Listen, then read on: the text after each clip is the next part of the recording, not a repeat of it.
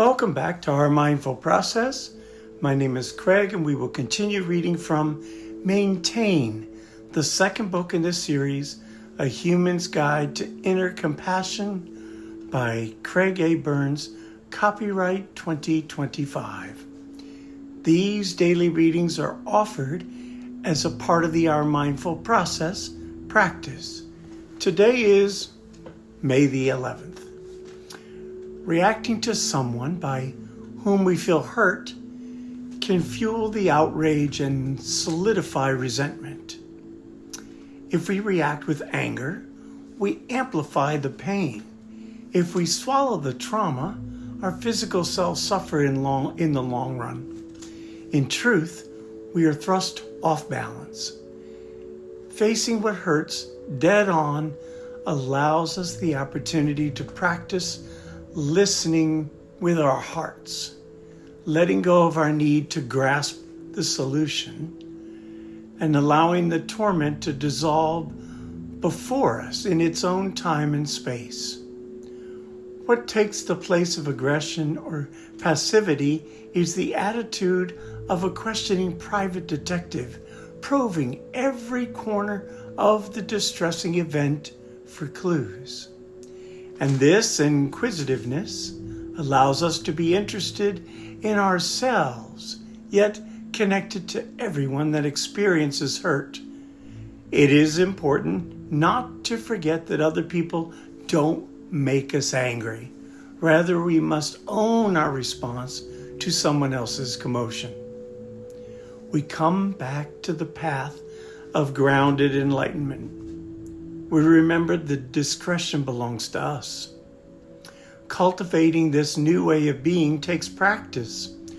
We are preparing the ground of vitality, developing wisdom, and seeking an inner friendship between our spirits and our fractured egos.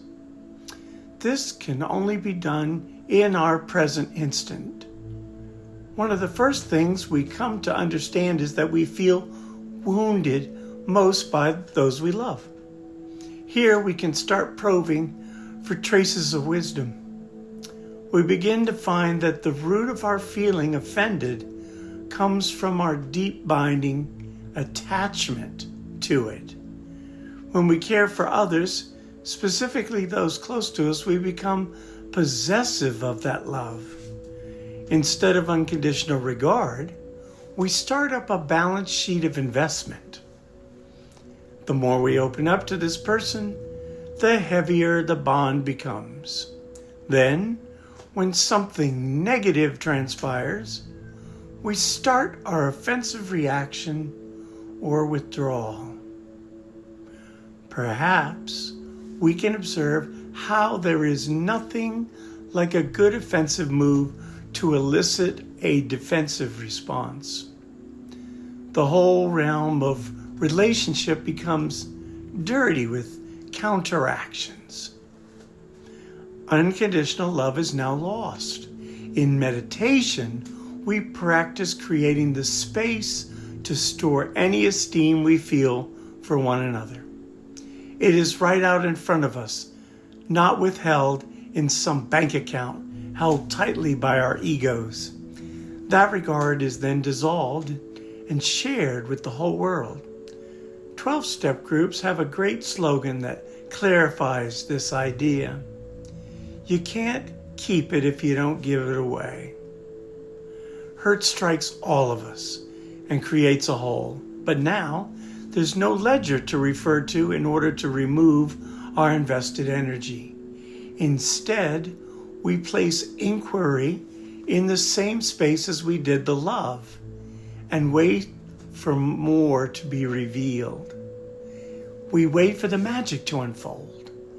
The place between our breaths is where we pay attention. This emptiness is where we let go of any expectation for an answer.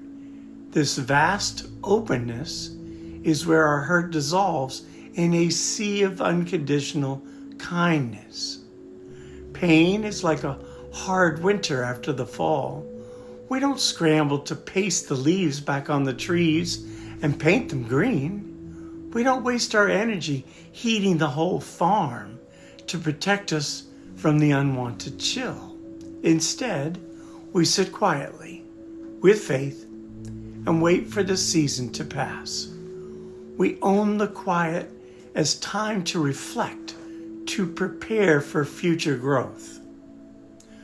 False pride is not my friend, yet I may invite him to my quiet time and gesture for him to sit in the space with me.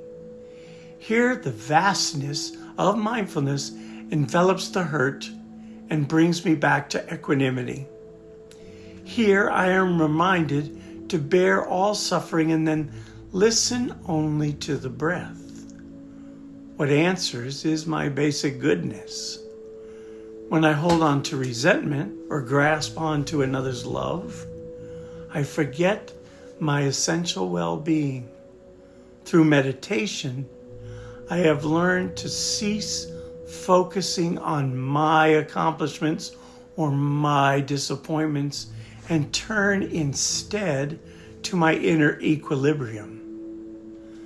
The bank account for unconditional love lies within me, and what I experience in the quietude of meditation is the unconditional love of the universe, and it flows only in one direction, through me outward.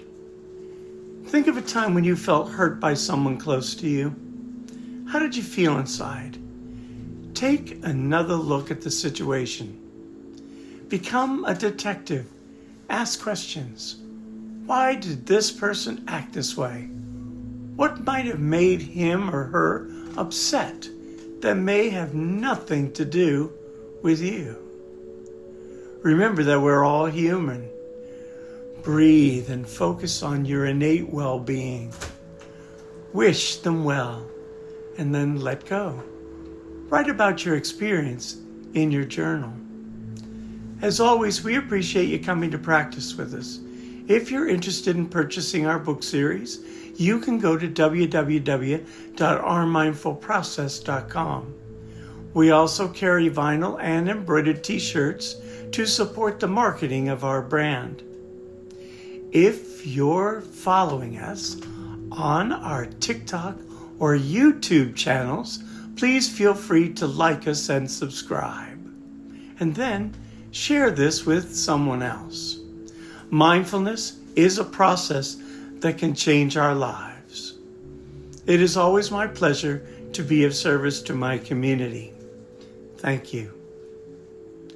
As a side note, if you're not sure of the process to practice, please go to January 1st on our channel and look at the first video on how the process of mindfulness works.